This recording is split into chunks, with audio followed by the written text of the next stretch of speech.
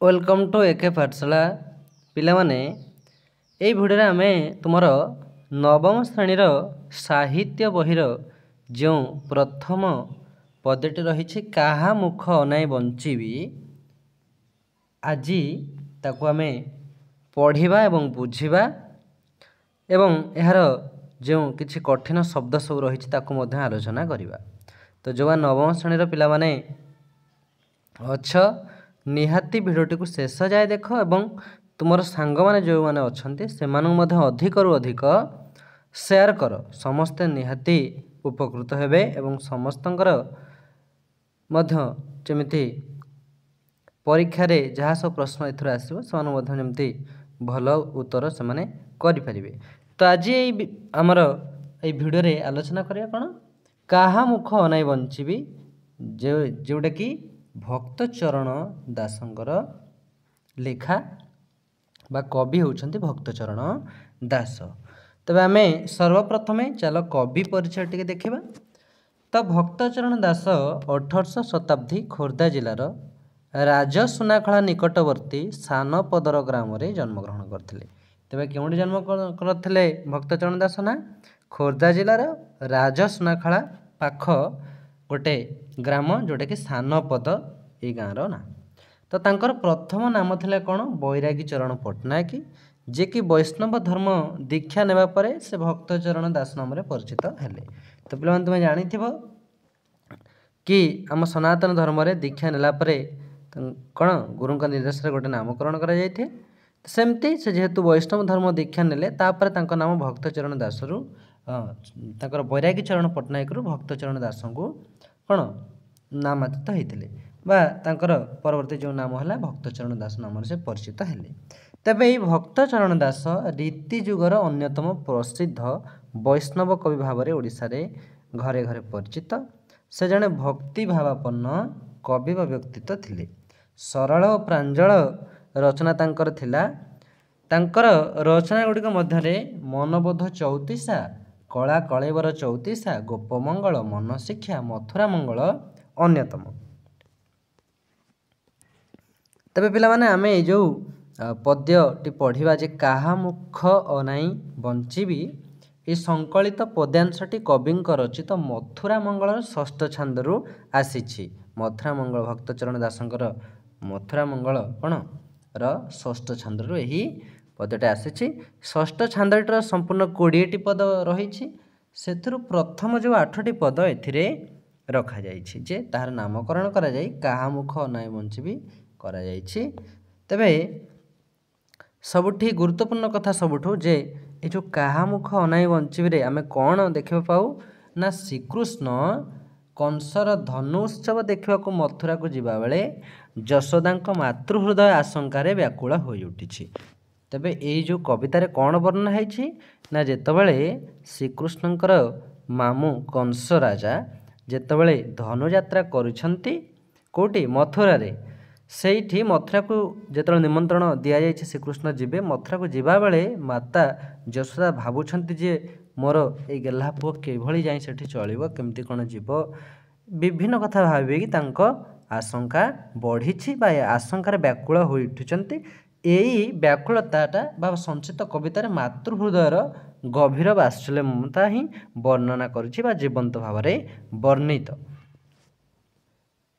तबे पिला माने चलो आमे काहा मुख अनाई बंचीबी जो पद्यटी रही तुम प्रथम पद्य ताकू आमे पाठ करबा एवं यार सरल अर्थ बा सरल यार कौन माने को भलसे आमे बुझिबा। तो पिला माने तुम प्रथम पद रही आरे बाबू श्याम घन तू गले मधुभुवन काहा मुख अनाई बंचीबी। अर्थात माता यशोदा भाबुछंती जदि मो पुओ जो गेल्हा पुओ श्रीकृष्ण कहते श्याम घन कहले ये श्रीकृष्ण को बुझाए आरे बाबू श्याम घन मोर गेल्हार पुओ श्याम घन तू गले मधुभुवन जदि प्रभु श्रीकृष्ण मधुबन जीवे छोट बेले जो होते छोटियाटी छोट छुआटे होते तेरे मु काहा मुख अनाई बंचीबी। मधुभुवन कहले ये मथुरा भुवन को बुझाए जे माता यशोदा भाबुछंती मो पुओ जदि मथुरा को जीव श्याम घन कहले श्रीकृष्ण मधुभुवन कहले मथुरा श्रीकृष्ण जदि मथुरा को जीवे तेरे मु काहा मुख काहा मुह को अनाई बंचीबी ହେବ ଦଶ ଦିଗ ଶୂନ୍ୟ ଅଥିର ହେବ ଜୀବନ ନିଶି ଦିବସରେ ଝୁରୁଥିବିରେ ଜୀବଧନ ଜୀବନ ବିହୁନେ ଜେହ୍ନେ ଝାସ ରାଜା ବିହୁନେ ଜେହ୍ନେ ଗ୍ରାମ ଦେଶରେ। ଏଠି ମା ଭାବୁଛନ୍ତି ଯଦି ମୋ ପୁଅ ମଥୁରାକୁ ଚାଲିଯିବ ତେବେ ମୋତେ 10 ଦିଗ ଶୂନ୍ୟ ଦେଖାଯିବ। ପିଲାମାନେ 10 ଦିଗ ତୁମେ ଜାଣିଥିବ ପୂର୍ବ ପଶ୍ଚିମ ଉତ୍ତର ଦକ୍ଷିଣ। ତେଣୁ ଗୋଟେ ମାତୃ ହୃଦୟରେ ଯେଉଁ ବାତ୍ସଲ୍ୟ ମମତା ରହିଛି ତା ପିଲାମାନଙ୍କୁ ଯଦି ସେ ନ ଦେଖିବ ତାକୁ ସବୁଆଡ଼େ ଖାଲି ଶୂନ୍ୟ ଶୂନ୍ୟ ଦେଖାଯାଏ। ଏଇ କଥାଟି ବର୍ଣ୍ଣନା କରାଯାଇଛି। ଏବଂ କ'ଣ କୁହାଯାଇଛି ଯେ ଅଥିର ହେବ ଜୀବନ, ଜୀବନ ଆଉ ଭଲ ଲାଗିବ ନାହିଁ, ଅଥିର ହେବ। ଏବଂ ନିଶି ଦିବସରେ ଝୁରୁଥିବିରେ ଜୀବଧନ, ମାନେ ନିଶି କହିଲେ ରାତି, ଦିବସ କହିଲେ ଦିନ। ତ ଦିନ ରାତି କେବଳ ମୁଁ ତୋତେ ବା ମାତା ଭାବୁଛନ୍ତି ଯେ ଦିନ ରାତି କେବଳ ମୁଁ ମୋର ପୁଅକୁ ବା ପୁତ୍ରକୁ ଝୁରିବି। ଯେମିତିକି ଜୀବନ ବିହୁନେ ଜେହ୍ନେ ଝାସ, ଜୀବନ କହିଲେ ଏଠି ଜଳ, ଜେହ୍ନେ କହିଲେ ଯେମିତି, ଜୀବନ ବିହୁନେ ଜେହ୍ନେ ଝାସ କହିଲେ ମାଛ। ପିଲାମାନେ ଯେମିତି ଜଳ ବିନା ମାଛ ବଞ୍ଚିପାରେ ନା ସେଇଭଳି ମୋର ଅବସ୍ଥା ହେଇଯିବ। ଏବଂ ଯେମିତି ରାଜା ବିନା ଗ୍ରାମ, ଗ୍ରାମ ଯେମିତି ଚାଳିପାରେ ନା, ଯେମିତି ରାଜା ଯେମିତି ମାନେ କ'ଣ ଚାଲିପାରେ ନା ରାଜା ବିନା, ସେଇଭଳି ମୋର ଅବସ୍ଥା ହେଇଯିବ। ସେଇ କଥା କ'ଣ କବି ଏଠି ପ୍ରଥମ ପଦଟିରେ ଉଲ୍ଲେଖ କରିଛନ୍ତି ଯେ ଆରେ ବାବୁ ଶ୍ୟାମ ଘନ ତୁ ଗଲେ ମଧୁଭୁବନ କାହା ମୁଖ ଅନାଇ ବଞ୍ଚିବି। ହେବ 10 ଦିଗ ଶୂନ୍ୟ ଅଥିର ହେବ ଜୀବନ ନିଶି ଦିବସରେ ଝୁରୁଥିବିରେ ଜୀବଧନ ଜୀବନ ବିହୁନେ ଜେହ୍ନେ ଝାସ ରାଜା ବିନା ଜେହ୍ନେ ଗ୍ରାମ ଦେଶରେ। ଯଦି ଯଶୋଦା ଭାବୁଛନ୍ତି ମୋ ପୁଅ ଯଦି ମଥୁରା ଯିବ ମୁଁ କାହା ମୁହଁ ଅନେଇ ବଞ୍ଚିବି, ମୋତେ ତ ସବୁ 10 ଦିଗ ସବୁଆଡ଼େ ଯୁଆଡ଼େ ଅନେଇଲେ ଖାଲି ଶୂନ୍ୟ ଶୂନ୍ୟ ଦେଖାଯିବ, ଶୂନ୍ୟ ଶୂନ୍ୟ, ମୁଁ ଦିନ ରାତି ସବୁବେଳେ ଝୁରିବି। ଏଇ କଥା ମାତା ଯଶୋଦା ଭାବୁଛନ୍ତି। ତାପର ପଦଟିଏ ଦେଖିବା। ଦ୍ୱିତୀୟ ପଦ ପିଲାମାନେ କ'ଣ ଅଛି? କାହା ଅଙ୍ଗେ ଚତୁସମ ଲେପିବି କରି ସୁଷମ ନିଦ୍ରାରେ କେ ହେଉଥିବ ଘାରି। ଏଠି ଆମେ ଟିକେ ବୁଝିବା ଯେ ମାତା କହୁଛନ୍ତି କ'ଣ, ଯଦି ମୋ ପୁଅ ମଥୁରା ଚାଲିଯିବ, ମୋର ଏକମାତ୍ର ଅଲ୍ୟଳ ପୁଅ, ମୁଁ କାହା ଅଙ୍ଗେ ଆଉ ଚତୁସମ ଲେପିବି। ଚତୁସମ କହିଲେ କ'ଣ ପିଲାମାନେ? ଯେଉଁ ବାସନା, ଗନ୍ଧ, କର୍ପୂର, ଚନ୍ଦନ ଏବଂ ଏଇସବୁ ଯେଉଁ ବାସନା ଯେଉଁଟାକି ଆମ ଦେହରେ ଆମେ ମାରୁ, ଛୋଟ ପିଲାଙ୍କୁ ମାରିକି ଯେଉଁ କ'ଣ କରାଯାଏ ତାଙ୍କ ଦେହ କେମିତି ବାସିବ, ସେଇଟାକୁ ଚତୁସମ କୁହାଯାଏ। ଅଗୁର ଦେହରେ ମାରିଲେ ବାସ୍ନା ହୁଏ, କ'ଣ ସୁବାସିତ ହୁଏ। ଲେପିବି କରି ସୁଷମ, ସୁନ୍ଦର କରି ଲେପିବି ଆଉ କାହା ଦେହରେ, ଯଦି ମୋ ଏଇ ଗେହ୍ଲା ପୁଅଟି ମଥୁରା ଯିବ ମୋ କାହା ଦେହରେ ଏଇ ବାସ ଚନ୍ଦନ ସବୁ ସୁନ୍ଦର କରି ଲିପିବି। ନିଦ୍ରାରେ କେ ହେଉଥିବ ଘାରି, କ'ଣ ନା ଶ୍ରୀକୃଷ୍ଣ ଯେତେବେଳେ କ'ଣ ରାତ୍ରି ସମୟରେ ନିଦ୍ରାରେ ଶୋଇଥାନ୍ତି ସେତେବେଳେ ମାତା ତାଙ୍କର କ'ଣ ଲେପ ଦିଅନ୍ତି ଏବଂ ଏଇ କଥା ସେ କହୁଛନ୍ତି। ତାପରେ କୁହାଯାଇଛି କାହାକୁ ଅଞ୍ଜନ ଦେବି ବସ୍ତ୍ର ପାଡ଼ି ସୁହାଇବି। ଆଉ କାହାକୁ ଅଞ୍ଜନ ଦେବି, ଅଞ୍ଜନ କହିଲେ ପିଲାମାନେ ଗୋଟେ ପ୍ରକାର କଳା ଯେଉଁଟା ତୁମେ ଦେଖିଥିବ ଛୋଟ ପିଲାଙ୍କ ଆଖିରେ ଲଗାଇ ଦିଆଯାଏ। ତେଣୁ ମା ଭାବୁଛନ୍ତି, ଯଶୋଦା ମା ଭାବୁଛନ୍ତି ମୁଁ ଆଉ କାହାକୁ ଅଞ୍ଜନ ଲଗେଇଦେବି, କାହାକୁ ଆଉ ବସ୍ତ୍ର ପକାଇ କହିବି ଶୋଇପଡ଼, ବସ୍ତ୍ର ପାଡ଼ି କାହାକୁ ଶୁଆଇବି। ପିତାଙ୍କୁ ମାଗିବ କେହୁ ହରିରେ ଜୀବଧନ, ଶ୍ରୀକୃଷ୍ଣ ଯେତେବେଳେ ଛୋଟ ହୋଇଥିଲେ ତାଙ୍କ ପିତାଙ୍କୁ କ'ଣ ଚନ୍ଦ୍ର ମାଗୁଥିଲା, ଜହ୍ନମାମୁଁ ପିଲାଙ୍କୁ ଯେମିତି କୁହାଯାଏ ଜହ୍ନମାମୁଁ ଦିଆଯିବ, ସେମିତି ହରି ଅର୍ଥ ଏଠି ଚନ୍ଦ୍ର ବା ଜହ୍ନ। ତ ପିତାଙ୍କୁ ମାଗିବ କେହୁ ହରିରେ ଜୀବଧନ, ଆଉ କିଏ ପିତାଙ୍କୁ ମାଗିବ ଯେ ମୋତେ ଏଇ ଜହ୍ନଟି ଆଣିଦିଅ। ଏକଥା ସୁମରି ଯିବି ମରି ନିଶ୍ଚୟ ଯେବେ ଯିବୁ ମଧୁପୁରୀରେ, ମୁଁ ଏଇ କଥା ତୋର ସବୁ ଭାବି ମରିଯିବି ତୁ ଯଦି ମଥୁରାପୁର ଯିବୁ। ଏଇ କଥା କିଏ ଭାବୁଛନ୍ତି? ମାତା ଯଶୋଦା ଭାବୁଛନ୍ତି। ଦେନ୍ ତାପର ପଦଟା ଆମ ପିଲାମାନେ ଦେଖିବା। 3 ନମ୍ବର ପଦ ପିଲା କ'ଣ ଅଛି କି ବାନ୍ଧିବି କାହାର କେଶ କୁସୁମେ କରି ସୁବେଶ କାହା ଲଲାଟରେ ଦେବି ଚିତା। ଅର୍ଥାତ୍ ଯେତେବେଳେ ମଥୁରାକୁ ଯିବା ପାଇଁ ଶ୍ରୀକୃଷ୍ଣ ବାହାରୁଛନ୍ତି ବା ଯେତେବେଳେ ସେଇ କଥା ମା ଯଶୋଦା ଶୁଣୁଛନ୍ତି ସେ ଭାବୁଛନ୍ତି ଯେ ମୁଁ ଆଉ କାହା କେଶ ବାନ୍ଧିବି। ତାଙ୍କୁ ଯେହେତୁ ଛୋଟବେଳେ ଶ୍ରୀକୃଷ୍ଣ ଛୋଟିଆଟେ ହେଇଥିଲେ ସେତେବେଳେ ମା ତାଙ୍କୁ ସୁସଜ୍ଜିତ କରାଇ ଦିଅନ୍ତି, ତାଙ୍କୁ ଲୁଗା ପିନ୍ଧେଇ ଦିଅନ୍ତି, ତାଙ୍କ କେଶ ବାନ୍ଧି ଦିଅନ୍ତି। ସେଇ କଥା ମା ଭାବୁଛନ୍ତି ମୁଁ ଆଉ କାହା କେଶ ବାନ୍ଧିବି। କୁସୁମେ କରି ସୁବେଶ, ମାନେ ଫୁଲ କୁସୁମରେ ମୁଁ ଯେଉଁ ଶ୍ରୀକୃଷ୍ଣଙ୍କୁ ସୁବେଶ କରିଦିଅନ୍ତି, ସଜେଇ ଦିଅନ୍ତି, ଆଉ କାହାର ସଜେଇବେ ଶ୍ରୀକୃଷ୍ଣ ମାତା ଯଶୋଦା ମନ ଦୁଃଖରେ ଭାବୁଛନ୍ତି। କାହା ଲଲାଟରେ ଦେବି ଚିତା, ଆଉ କାହାକୁ ମୁଁ ଚିତା ଲଲାଟରେ ଚିତା ବା ଚନ୍ଦନ କାହା ଲଲାଟରେ ଆଉ ଦେଇ ସଜେଇବି। ଏଇ କଥା ମାତା ଯଶୋଦା ଭାବୁଛନ୍ତି। ଯେହେତୁ ଶ୍ରୀକୃଷ୍ଣ କ'ଣ ମଥୁରା ଯିବେ ତେଣୁ ତାଙ୍କୁ ଏକା ଏକା ଲାଗିବ। ମାତା ଯେଭଳି ଗୋଟେ ଛୋଟ ପିଲାକୁ କେବେ ତା ମା ଛାଡ଼ି ରହିପାରନ୍ତି ନାହିଁ, ଗୋଟେ ମାତୃ ହୃଦୟର ଯେଉଁ ବାତ୍ସଲ୍ୟତା ରହିଛି, ତେଣୁ ସେଇ କଥା ଏଠି ବର୍ଣ୍ଣନା କରାଯାଇଛି। ତାପର ପଦ କ'ଣ ଲେଖା ହେଲା? କାହାର କର୍ଣ୍ଣେ କୁଣ୍ଡଳ ଖଞ୍ଜିବିରେ ମୋର ବାଳ। ସେ କ'ଣ ଛୋଟ ପିଲାଙ୍କ ଶ୍ରୀକୃଷ୍ଣ ଛୋଟ ହେଇଥିଲେ ମାତା ତାଙ୍କ କର୍ଣ୍ଣରେ କୁଣ୍ଡଳ କୁଣ୍ଡଳ କଲେ ଆମର ଯେମିତି କାନଫୁଲ କହୁ ସେ ଏକ ପ୍ରକାର କୁଣ୍ଡଳ କାନରେ ଲଗାଯାଏ। କର୍ଣ୍ଣେ କୁଣ୍ଡଳ ଖଞ୍ଜିବିରେ ମୋର ବାଳ। ତେଣୁ ମାତା ଯଶୋଦା ହେଉଛନ୍ତି ମୋ କାନରେ କୁଣ୍ଡଳ ଆଉ ଖଞ୍ଜିବି, କାହା ପାଇଁ କରୁଥିବି ଚିନ୍ତାରେ ଜୀବଧନ, ଆଉ କାହା ପାଇଁ ଚିନ୍ତା କରିବି, କାହା ଅଙ୍ଗୁ ଧୂଳି ଦେବି ପୋଛି। ଯେତେବେଳେ ଛୋଟ ବାଲ୍ୟକାଳରେ ଛୋଟ ଶ୍ରୀକୃଷ୍ଣ ହେଇଥିଲେ କ'ଣ ଶ୍ରୀକୃଷ୍ଣ ଛୋଟ ଥିଲେ ବା ପିଲାବେଳ କଥା ହିଁ କୁହାଯାଉଛି। ସେତେବେଳେ କ'ଣ ବାଲି ବା ଧୂଳି ଖେଳରେ ନିଜେ ଯେତେବେଳେ ପଡ଼ିଯାଉଥିଲେ ଧୂଳିରେ ଅସନା ହେଇଯାଉଥିଲେ ମାତା ଯଶୋଦା ସେତେବେଳେ ତାଙ୍କ ଅଙ୍ଗରୁ ଧୂଳି ପୋଛି ଦେଉଥିଲେ ଏବଂ କାହାକୁ ବା ପିନ୍ଧାଇବି କାଛି। କାଛି ମାନେ ଏଠି ବସ୍ତ୍ର ବା କାଛିଆ ଯେଉଁଟାକି ପିଲାମାନଙ୍କୁ ପିନ୍ଧାଯାଏ। ତ ସେଇ କଥା ମାତା ଯଶୋଦା ଭାବୁଛନ୍ତି ଯେ କାହାକୁ ମୁଁ ଧୂଳି ପୋଛି ଦେବି, କାହା କର୍ଣ୍ଣରେ ଆଉ କୁଣ୍ଡଳ ଖଞ୍ଜିବି, କାହା ଲଲାଟରେ ଆଉ ଚିତା କରିଦେବି, କାହାକୁ ପିନ୍ଧାଇବି କାଛି ଯଦି ମୋର ଏଇ କ'ଣ ଗେହ୍ଲା ପୁଅ ମଥୁରାକୁ ଯିବ। ଏଇ କଥା ଏଇ ତୃତୀୟ ପଦରେ ଲେଖା ଅଛି। ତ ମୁଁ ଆଶା କରୁଛି ନିହାତି ତୁମେ କିଛି ବୁଝିପାରୁଥିବ। ତାପର ପଦ ଆମେ ଦେଖିବା। ତାପର ପଦଟି ପିଲାଏ କ'ଣ ଅଛି 4 ନମ୍ବର ପଦ, ଯେତେବେଳେ ବନେ ଯାଉ ସଙ୍ଗରେ ମୋ ପ୍ରାଣ ନେଉ ନିମିଷେ ବିଚ୍ଛେଦ ନ ସହି। ମାତା ଯଶୋଦା ସେ କଥା ଭାବି କହୁଛନ୍ତି ଯେ ଯେତେବେଳେ ତୁ ସକାଳୁ ସନ୍ଧ୍ୟା ମଧ୍ୟ ବଣକୁ ଯାଉ ଗୋରୁ ଚରିବା ପାଇଁ, ସେତେବେଳେ ମଧ୍ୟ ସକାଳୁ ସନ୍ଧ୍ୟା ପାଇଁ ଯେଉଁ କେତିକି ସମୟ ବି ଯାଉ ବଣକୁ ସେତିକି ସମୟ ବି ତୋ ସଙ୍ଗରେ ମୋ ପ୍ରାଣ ଯାଏ। ମୁଁ ସବୁବେଳେ ତୋରି କଥା ଚିନ୍ତା କରିଥାଏ। ସଙ୍ଗରେ ମୋ ପ୍ରାଣ ନେଉ ଅର୍ଥାତ୍ ମାଆଙ୍କ ମନ ସବୁବେଳେ ଶ୍ରୀକୃଷ୍ଣ ପାଖରେ ଥାଏ ଯେ ମୋ ପୁଅଟି କ'ଣ ବଣରେ କରୁଥିବ, କ'ଣ ଖାଉଥିବ, କେଉଁଠି ବସିଥିବ, ଏଇ କଥା ମାଆ ଭାବନ୍ତି। ନିମିଷେ ବିଚ୍ଛେଦ ନ ସହି ଅର୍ଥାତ୍ ଯଦି କିଛି ସମୟ ବି ଶ୍ରୀକୃଷ୍ଣ ଦୂରେଇ ଯାଆନ୍ତି କ'ଣ ତେଣୁ ମାଆ ତାଙ୍କର ଏଇ ଯେଉଁ ବିଚ୍ଛେଦ ସହି ପାରନ୍ତିନି, ନିମିଷକ ମଧ୍ୟ ସହି ପାରନ୍ତିନି।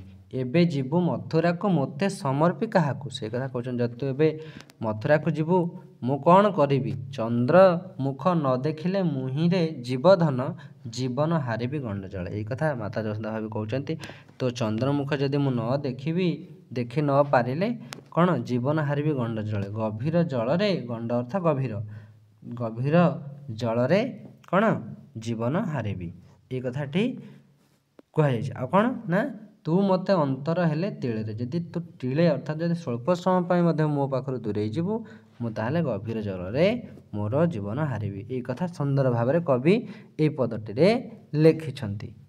ପରବର୍ତ୍ତୀ ପଦଟି ଦେଖିବା। ପରବର୍ତ୍ତୀ 5 ନମ୍ବର ପଦ ପିଲା ତୁମର କ'ଣ ଅଛି ଦେଖ, ସର ଲବଣୀ ଅଧାମ ପକ୍ୱରମ୍ଭା ସୁଧାସମ ମୁଖେ ଦେଲେ ଥୁଥୁ କରି ପିଙ୍ଗୁ।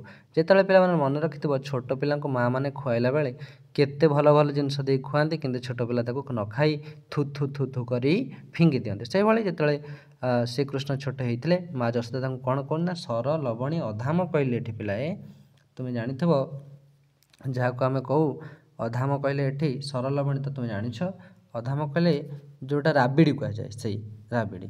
ସର ଲବଣୀ ପକ୍ୱରମ୍ଭା କହିଲେ କଦଳୀ, ସୁଧା ସମ ମାନେ ଅମୃତ ସମ, ଏଇଭଳି ସୁଷମ ଖାଦ୍ୟ ସବୁ ମା ଯଶୋଦା ଛୋଟବେଳେ କୋଳରେ ଧରି ଖୁଆଇ ଦିଅନ୍ତି କିନ୍ତୁ ଶ୍ରୀକୃଷ୍ଣ ତାକୁ ମୁଖେ ଦେଲେ ଥୁଥୁ କରି ଫିଙ୍ଗି ଦିଅନ୍ତି।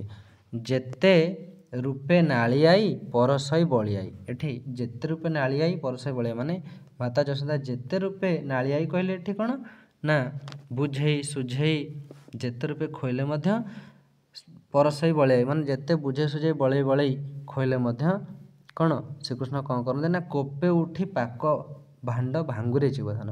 ରାଗି ଯାଆନ୍ତି, ଛୋଟ ପିଲା ସବୁ ରାଗି ଯାଆନ୍ତି ଛୋଟବେଳେ, ରାଗିକି ପାକ ଭାଣ୍ଡ କହିଲେ ଏଠି କ'ଣ ରାନ୍ଧିବା ହାଣ୍ଡି ଭାଙ୍ଗି ଦିଅନ୍ତି କିଏ ଶ୍ରୀକୃଷ୍ଣ। ଏବେ ଦୂର ହୋଇବ ସେ କଥା କି ନ କରେ ଦାରୁଣ ବିଧାତା, ତେବେ ଏଇସବୁ କଥା ଏବେ ଆଉ ଆଖି ଦେଖିବନି, ଏସବୁ ଦୂର ହେଇଯିବ। ସତରେ ଦାରୁଣ ବିଧାତା କ'ଣ ଏଇ ଆମ କପାଳରେ ଲେଖିଛି, ଏଇ କଥା ମାତା ଯଶୋଦା ଭାବୁଛନ୍ତି ଯେ ଏଇସବୁ ଯେଉଁ ହେଉଥିଲା ତାକୁ କ'ଣ ମୋ ଆଖି ଆଉ ଦେଖିପାରିବ ନା, ଏଇ କଥା ମାତା ଯଶୋଦା ଭାବୁଛନ୍ତି। ଯେ ସର ଲବଣୀ ଯେତେବେଳେ ଖୋଇ ଦିଅନ୍ତି କେମିତି ଥୁ କରି ଫିଙ୍ଗି ଦିଅନ୍ତି, କେତେ ବୁଝେଇ ସୁଝେଇ ତାଙ୍କୁ ଖୋଇବାକୁ ହୁଏ। ଯେତେ ରୂପେ ନାଳିଆଇ କଲେ ବୁଝେଇ ସୁଝେଇ ଖୋଇବା, ପରଶଇ ବଳିଆଇ କଲେ ବଳେଇ ଦେଖିଥିବ ଛୋଟ ପିଲାକୁ ଯେତେବେଳେ ମାଆ ମାନେ ଖୋଇ ଦିଅନ୍ତି କେମିତି ବଳେଇ ଖୋଇ ଦିଅନ୍ତି, ସେଇ କଥା ଏଠି ତୁମର ଲେଖା ଅଛି। ପରବର୍ତ୍ତୀ ପଦ ଦେଖିବା। ପରବର୍ତ୍ତୀ 6 ନମ୍ବର ପିଲାଏ ଛାଇକି ଅନାଇ ଡରୁ ଧାଇଁ ମୋତେ କୋଳ କରୁ ବସନେ ଘୋଡ଼ାଇ ମୁଖ ଗୋଟି। ହେଉଥାଉ ଥରହର ଦେଖିଲେ ଅନ୍ଧାର ଘର, ଉଚ୍ଚ ପାବଛ ନପାରୁ ଉଠିରେ ଜୀବଧନ। କୁହାଯାଇଛି କ'ଣ ଯେ ଶ୍ରୀକୃଷ୍ଣ କ'ଣ ଛୋଟବେଳେ ଛାଇକି ଦେଖି ଡରୁଥିଲେ, ଡରିକି ଦୌଡ଼ିକି କ'ଣ କରୁଥିଲେ, ମା କୋଳକୁ ଯାଇ ଯଶୋଦାଙ୍କ କୋଳକୁ ଯାଇ ତାଙ୍କର ଯେଉଁ ପିନ୍ଧା ବସ୍ତ୍ରରେ ମୁହଁଟି ଘୋଡ଼ାଇ ଦେଉଥିଲେ ଏବଂ ହେଉଥାଉ ଥରହର ଏବଂ ଡରିକି ଥର ହୁଅନ୍ତି। କାହାକୁ ଦେଖିଲେ ନା ଅନ୍ଧାର ଘରକୁ ଦେଖିଲେ ମଧ୍ୟ ସେ ଡରିଯାଆନ୍ତି ଶ୍ରୀକୃଷ୍ଣ। ଉଚ୍ଚ ପାବଛ ନପାରୁ ଉଠିରେ ଜୀବଧନ, ଉଚ୍ଚ ପାବଛ ମଧ୍ୟ କ'ଣ ଉଠି ପାରନ୍ତି ନାହିଁ। ଏଇ କଥା ମା ସବୁ ଭାବୁଛନ୍ତି ଯେ ଛାଇକି ଅନାଇ ଯିଏ ଡରିକି କ'ଣ ଧାଇଁକି ତାଙ୍କ କୋଳକୁ ଆସିକି କ'ଣ ତାଙ୍କର ଯେଉଁ ପିନ୍ଧା ବସନ ଘୋଡ଼େଇ ହୋଇପାରନ୍ତି ମାନେ କ'ଣ ଛାଇକି ଦେଖିଲେ ଏବଂ ଅନ୍ଧାର ଘରକୁ ଦେଖିଲେ ମଧ୍ୟ ଶ୍ରୀକୃଷ୍ଣ ଡରନ୍ତି। ଏଭଳି ସବୁ ଜିନିଷ ବର୍ଣ୍ଣନା କରାଯାଇଛି ଏବଂ ଯେଉଁ ଉଚ୍ଚା ପାହାଚକୁ ମଧ୍ୟ ଚଢ଼ି ପାରନ୍ତିନି ସେ କଥା ମାତା ଯଶୋଦା ଭାବୁଛନ୍ତି ଯେ ଏତେ ସବୁ କଥା ନ କରିପାରନ୍ତି ମଧୁପୁରେ ହସ୍ତି ଘୋଡ଼ାମାନ ଗର୍ଜିଲେ ନ ପୁଣୁ ଡରୁ ଶ୍ୟାମରେ। ଯେତେବେଳେ ମଥୁରା ଯିବ ମୋ ଧନ ସେତେବେଳେ ଦେଖିବ ଯେ ମଧୁପୁରେ ତ ଏତେ ବଡ଼ ବଡ଼ ହାତୀ ଘୋଡ଼ା ସବୁ ରହିଛନ୍ତି, ତାଙ୍କୁ ଦେଖି କେତେ ଡରିଯିବ। ସେଇ କଥା ମାତା ଯଶୋଦା ଭାବୁଛନ୍ତି। ଯିଏ ସାମାନ୍ୟ ଛାଇକି ଅନାଇ ଡରେ, ଯିଏ ଅନ୍ଧାର ଘରେ ଡରିକି ଥରି ଉଠେ, ଯିଏ ଉଚ୍ଚା ପାବଛ ଉଠି ନପାରେ ସେ ପୁଣି ମଥୁରାକୁ ଯିବ, କେମିତି କ'ଣ ରହିବ? ଏଇ କଥା ଏଇ ପଦଟିରେ କ'ଣ ଲେଖା ହେଇଛି 6 ନମ୍ବର ପଦଟିରେ। ତା ପର ପଦ ଆମେ ଦେଖିବା। 7 ନମ୍ବର ପଦଟିରେ ପିଲା ତୁମର କ'ଣ ଅଛି? କାନ୍ଥେ ଦେଖି ଚିତ୍ରପନ୍ତି ନାନା ଭୟଙ୍କର ମୂର୍ତ୍ତି, ଭଏ ଯାଉ ସେ ଘରୁ ପଳାଇ। ଯେତେବେଳେ ଶ୍ରୀକୃଷ୍ଣ ଛୋଟ ହେଇଛନ୍ତି କାନ୍ଥରେ ସବୁ ବିଭିନ୍ନ ସବୁ ଚିତ୍ର ପିଲାମାନେ ଟଙ୍ଗା ହୁଏ, ଘରେ ଦେଖିଛ, ତାକୁ ଦେଖି ମଧ୍ୟ କ'ଣ ଯେଉଁ କାନ୍ଥରେ ଯେଉଁ ଭୟଙ୍କର ମୂର୍ତ୍ତି ସବୁ ଟଙ୍ଗା ହେଇଥାଏ ତାକୁ ଶ୍ରୀକୃଷ୍ଣ ଦେଖି ଭୟରେ ଘରୁ ପଳାନ୍ତି। ସେ କଥା ମା କହିଛନ୍ତି ଯେ ଏଇ ଚିତ୍ର ଦେଖି ଯଦି ଭୟରେ ଘରୁ ପଳାଏ ମୋ ପୁଅ, ଏବେ କଂସପୁରକୁ ଯିବୁ, ରାକ୍ଷସମାନେ ଦେଖିବୁ, ଡରି କାହାକୁ ଧରିବୁ ଯାଇରେ ଜୀବଧନ? ଏବେ ତ କଂସପୁରକୁ ଯିବୁ, ସେଠି ତ ବିଭିନ୍ନ ରାକ୍ଷସଣୀ ସବୁ ଅଛନ୍ତି, ସେଠି ତ ଡରିଲେ କାହା ପାଖକୁ ଯାଇ ଧରିବୁ? ଯେମିତି ଘରେ ନାନା ଭୟଙ୍କର ଚିତ୍ର କାନ୍ଥରେ ଦେଖି ମୋତେ ଆସି ଧରି ପକାଉ, ମା ସେ କଥା ଭାବୁଛନ୍ତି। ତେବେ ମଥୁରାରେ ସେମିତି କାହାକୁ ବା କଂସପୁରେ କାହାକୁ ଯାଇ ଧରିବୁ? ତାପରେ ମା କ'ଣ କହିଛନ୍ତି? ମାଏ ବୋଲି ଡାକିବୁ କାହାକୁ ମା ବୋଲି ଡରରେ କାହାକୁ ଯାଇ ମା ବୋଲି ଡାକିବୁ ଏବଂ ସାହା ବାକେ ଆହା ବୋଲି ବାକୁରେ ତତେ କିଏ ସାହା ହେବ କୋଳେଇ ନେବ।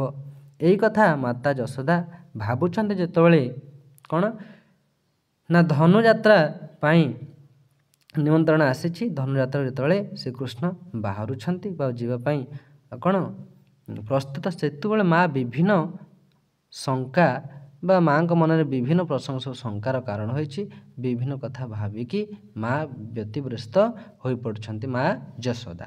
ତା ପରବର୍ତ୍ତୀ ପ୍ରଶ୍ନ ଦେଖିବା। ପରବର୍ତ୍ତୀ ତୁମର 8 ନମ୍ବର ଏଇଠି ଦେଖ, ଶେଷ ପଦଟି କ'ଣ ରହିଛି ପିଲାଏ? ଯେ ନିଶା କାଳେ ମୋର କୋଳେ ଶୋଇଥାଉ ଶ୍ରମ ବଳେ, ସପନରେ ଦେଖି କିସ। ତ ଯେତେବେଳେ ରାତି କାଳରେ କ'ଣ ଶ୍ରୀକୃଷ୍ଣ ମା ଯଶୋଦାଙ୍କ କୋଳେ ଶୋଇଥାଉ ଶ୍ରମ ବଳେ ମାନେ ଦିନରେ ଯେଉଁ ଗୋରୁ ଚରାଇ ବା ବଣ ଜଙ୍ଗଲରେ ବୁଲି ଯେଉଁ ଶ୍ରମ କଲେ ଯେଉଁ କ୍ଳାନ୍ତି ହୋଇଥାଏ ବା ଯେଉଁ ବାଧା ହୋଇଥାଏ ତାକୁ କ'ଣ ଶୋଇଥାନ୍ତି, ସେଇ ବାଧା ପାଇଁ ମା କୋଳରେ ରାତିରେ ଶୋଇଥାନ୍ତି। ସପନରେ ଦେଖି କିସ, ମା ବୋଲି ଚମକି ପଡ଼ୁ କଣ୍ଠେ ଦୁଇ ଭୁଜେ ଭିଡ଼ୁ। ସପନରେ ଛୋଟ ପିଲା ସ୍ୱପ୍ନରେ କେତେ କଥା ଦେଖନ୍ତି, ଯେତେବେଳେ ଚମକି ପଡ଼ନ୍ତି ମା ବୋଲି ଚମକି ପଡ଼ୁ, ମା ବୋଲି କହି ଡାକନ୍ତି। ତ ସେଇ କଥା ମା ଭାବୁଛନ୍ତି ପୁଣି ଶୋଉ ଘୋଡ଼ି ହୋଇ ବାସରେ ଜୀବଧନ। ଛୋଟ ପିଲା ଦେଖିଥିବ ଡରିକି ରାତିରେ ସ୍ୱପ୍ନ ଦେଖିଥିବେ, ଡରିକି ମା ବୋଲି ଡାକିକି ମା ଯେଉଁ ପିନ୍ଧା ଲୁଗା ଥାଏ, ମାର ଯେଉଁ ଲୁଗା ତା ଦେହରେ ମୁହଁ ଘୋଡ଼ା ହିଁ ଶୋଇପଡ଼ନ୍ତି। ସେଇ କଥା ଏଠି ଯଶୋଦା ମା ଭାବୁଛନ୍ତି ଯେ ନିଶା କାଳେ ମୋର କୋଳେ ଶୋଇଥାଉ ଶ୍ରମ ବଳେ କଲେ ଏଠି ଯେଉଁ ବାଧା ପାଇ ଦିନରେ ଯେଉଁ ପରିଶ୍ରମ ହୋଇଥାଏ, ଗୋରୁ ନେଇ ଯାଇଥାନ୍ତି, ସେ ଶ୍ରମ ପାଇଁ ମାଆଙ୍କ କୋଳରେ ଶୋଇ ପଡ଼ିଥାନ୍ତି, ବାଧା ହେଇଥାଏ।